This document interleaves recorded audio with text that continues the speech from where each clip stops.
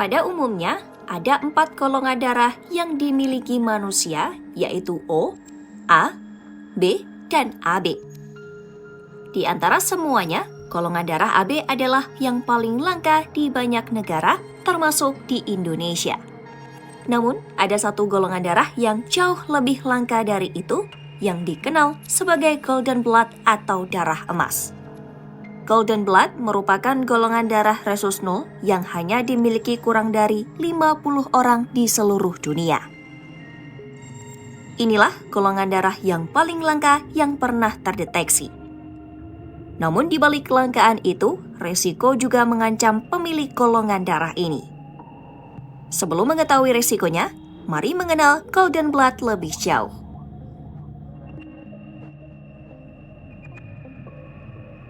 Dalam sistem golongan darah, antigen A dan B menentukan golongan utama, sedangkan faktor rhesus menentukan status positif atau negatif.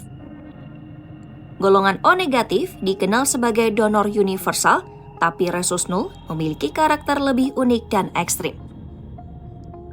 Orang dengan rhesus 0 tidak memiliki satupun dari total 61 antigen rhesus di permukaan sel darah merah.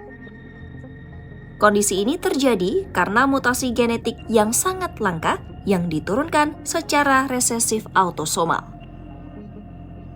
Artinya, seseorang harus mengenyam warisan mutasi dari kedua orang tua sebelum benar-benar memiliki rhesus 0.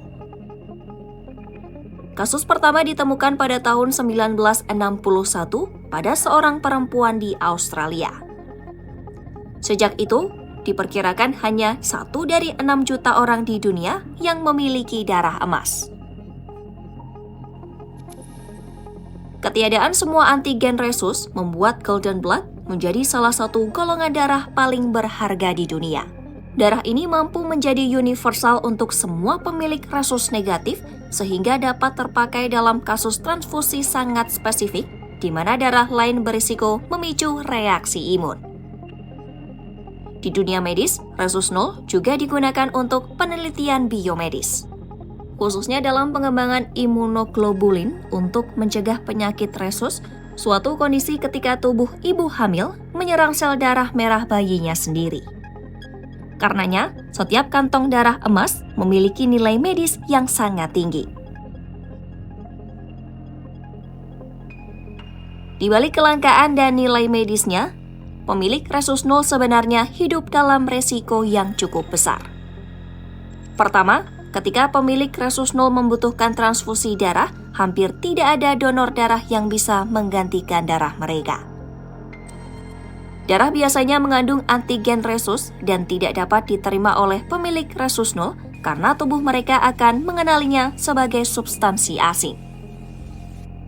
Artinya, satu-satunya donor yang aman adalah sesama pemilik rhesus 0 yang jumlahnya kurang dari 50 orang di seluruh dunia. Kedua, ketiadaan antigen rhesus bukan hanya memengaruhi kontabilitas darah, tapi juga memengaruhi fungsi sel darah merah itu sendiri. Sel darah merah memiliki rhesus 0 cenderung lebih rapuh dan mudah pecah atau bocor karena kekurangan protein rhesus yang bagi orang lain bersifat struktural. Kondisi ini dapat menyebabkan gangguan darah, kelelahan, hingga masalah kesehatan lain dalam jangka panjang. Golden blood adalah golongan darah paling langka sekaligus paling berisiko.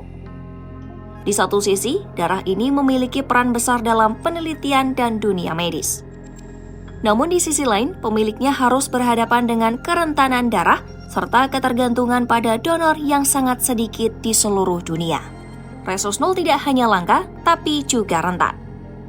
Hal ini membuat darah emas menjadi salah satu keajaiban biologi sekaligus tantangan dalam dunia kedokteran.